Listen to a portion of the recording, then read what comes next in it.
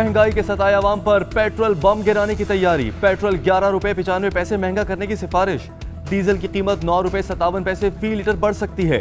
ओगरा ने सिफारिशात petroleum division को भिजवा दी। हतमी फैसला वजारत खजाना वजीर आजम की मुशावरत से करेगी। हुकूमत रहम करे, कीमतें कम नहीं कर सकते तो कम अज कम बरकरार ही रखी जाएं। शहरियों की दुआइयां। सेनेट इलेक्शन ओपन बैलेट से कराने से मुतालिक सदारती रेफरेंस जो तरीकाकार कानून में दर्ज है, इलेक्शन उसी के तहत होगा। जिले अदलिया कानून में तरमीम से कायम और ख़त्म की जा सकती है। जस्टिस एजाजुल एहसन के रिमार्क्स। हस्पा बिल केस में अदालत की राय हतमी थी। सुप्रीम कोर्ट के बाद कोई अपीलेट फोरम मौजूद नहीं, अदालत को एहतियात से काम लेना होगा। जस्टिस याहिया अफरीदी। वज़ीर आज़म स्पीकर के इलेक्शन किसी ट्रिब्यूनल में चैलेंज नहीं हो सकते। आर्टिकल 225 के तहत आम इंतखाबात इलेक्शन ट्रिब्यूनल में चैलेंज हो सकते हैं। अटॉर्नी जनरल के दलाइल। इस्लामाबाद हाई कोर्ट ने चेयरमैन पीटीवी नईम बुखारी को काम से रोक दिया। उम्र की हद में नरमी के लिए आपने वजह क्या लिखी? चीफ जस्टिस का वजारत इत्तलात के नुमाइंदे से इस्तफसार। रिमार्क्स दिए। सुप्रीम कोर्ट ने वाज़ेह लिखा है वफाकी हुकूमत किसी को चेयरमैन नहीं बना सकती। आपने समरी भेजते हुए सुप्रीम कोर्ट का फैसला पढ़ा, न उम्र की रिलैक्सेशन का कोई फैसला किया, न आपने सही समरी भेजी। कोई कानून से बालातर नहीं। मामला वफाकी काबीना को भेज रहे हैं तो सुप्रीम कोर्ट के फैसले के मुताबिक मामला देखें। अदालत की हिदायत।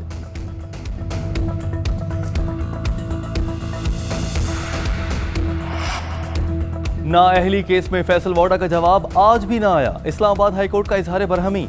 आप जवाब दाखिल करने से क्यों शर्मा रहे हैं? आपके क्लाइंट का कॉन्डक्ट दुरुस्त नहीं। नोटिस की कॉपी काबीना भिजवा देता हूं कि वहीं से जवाब आ जाए। फैसल वाडा अमरीकी शहरी थे, उन्होंने शहरियत कब तर्क की? जस्टिस आमिर फारूक के वकील से इस्तफसार। रिमार्क्स दिए। फिर कहते हैं कि अदालतें काम नहीं करती। मौर्रिख देखे तो लिखे अदालतों में क्या क्या होता है। अदालत ने 8 फरवरी तक मोहलत दे दी। साबिक वज़ीर आज़म शाहिद खाकान अब्बासी का नैब के खिलाफ कार्रवाई का मुतालबा। कहते हैं ब्रॉडशीट को 7 अरब रुपए अदायगी पर नैब का एहतसाब होना चाहिए। सिर्फ नवाज शरीफ के लिए सारा खेल खेला गया। आज बदकिस्मती ये है कि नैब को कोई पूछने वाला नहीं। नैब ने हमेशा सियासतदानों को बदनाम करने की कोशिश की। आला अदलिया नैब के मामले का नोटिस ले। मुल्क में करप्शन ढूंढने वालों पर करप्शन का इल्जाम लग गया।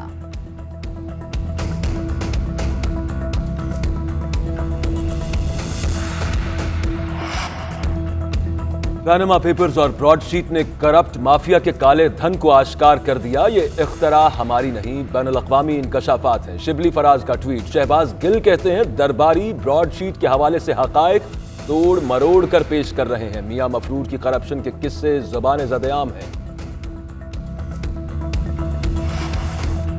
ब्रॉडशीट से मुआहदा परवेज मुशर्रफ ने किया और उन्होंने ही मनसूख किया। मुआहदा 2003 में खत्म हुआ तो 2012 में नवाज शरीफ क्यों किसी को इंक्वायरी खत्म कराने के लिए भेजेंगे?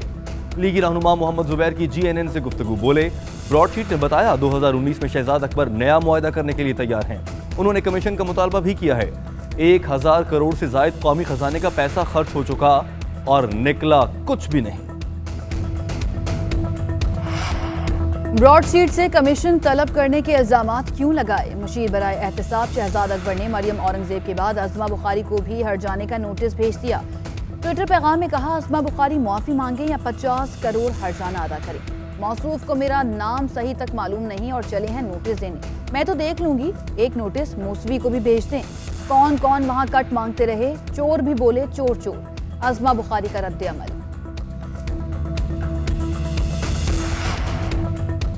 ब्रॉडशीट का मामला पब्लिक अकाउंट्स कमेटी में। PAC ने नैब और ऑडिटर जनरल से 19 जनवरी तक रिपोर्ट तलब कर ली। चेयरमैन राना तनवीर कहते हैं कब खिदमात हासिल की गई, कब मुआहदा मंसूख हुआ, तहकीकात करके वजीर आजम को बता देंगे।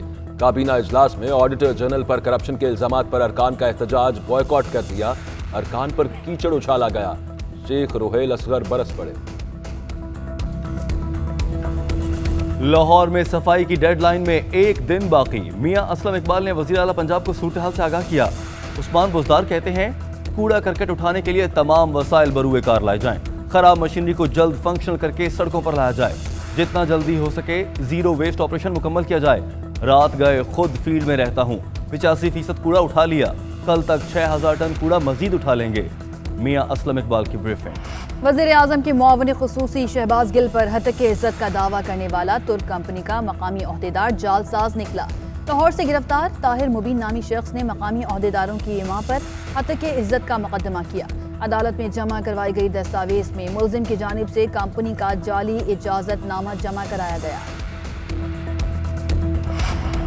आज़रबाईजान के वज़ीर ख़ारजा की वफ़द के हमरा वज़ारत ख़ारजा अहमद शाह महमूद कुरैशी ने इस्तक़बाल किया। दोनों मुल्कों के दरमियान वफ़ूद की सतह पर मुज़ाकरात, कुदरती आफ़ात से निपटने के लिए दो तरफ़ा ताउन का मुआहिदा तय। मुसव्वदे पर दोनों वज़राए ख़ारजा ने दस्तखत किए। मुअज़्ज़िज़ मेहमान ने वज़ारत ख़ारजा के सब्ज़ाज़ार में पौधा भी लगाया।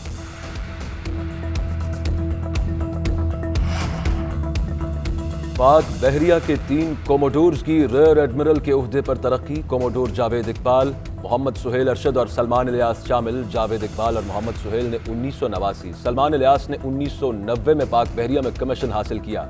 तर्जुमान पाक बहरिया के मुताबिक तरक्की पाने वाले अफसरान कमांड और स्टाफ की मुताद्दिद अहम जिम्मेदारियां सर अंजाम दे चुके।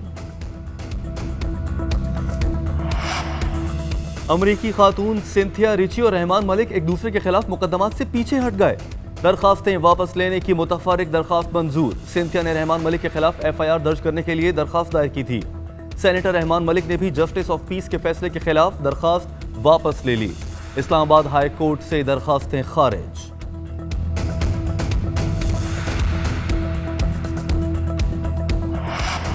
भाई हाजिर हो। सिंध हाई कोर्ट ने अली जफर के खिलाफ हरासमेंट की एक और दरख्वास्त पर 25 जनवरी को तलब कर लिया। मुद्दई लीना गनी ने इल्जाम लगाया कि अली जफर ने 2014 में फैशन शो के दौरान हिरासा किया। लीना गनी के वकील कहते हैं अली जफर के खिलाफ इल्जामात दुरुस्त, फौजदारी मुकदमा दायर करेंगे। उधर अली जफर के वकील के इल्जामात की तरदीद, कहते हैं मीशा शफी की तरह ये भी भाग जाएंगे।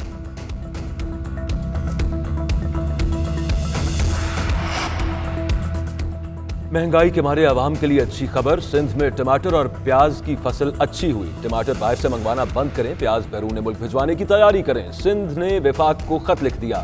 वजीर ज़राअत इस्माइल रहू कहते हैं किसान मकामी फसल की मुनासिब कीमत वसूल नहीं कर पा रहे। किसानों को बेहतर मुआवजे के लिए प्याज एक्सपोर्ट करने की इजाजत दी जाए। कोरोना वायरस ने 24 घंटों में पाकिस्तान में मजीद 46 अफराद की जिंदगियां निगल ली। 3097 मस्बत केसेस। एक्टिव केसेस की तादाद 33,869 हो गई। केसेस मस्बत आने की शरह 7.4% रही। मेयो अस्पताल के 8 हेल्थ प्रोफेशनल्स का टेस्ट पॉजिटिव।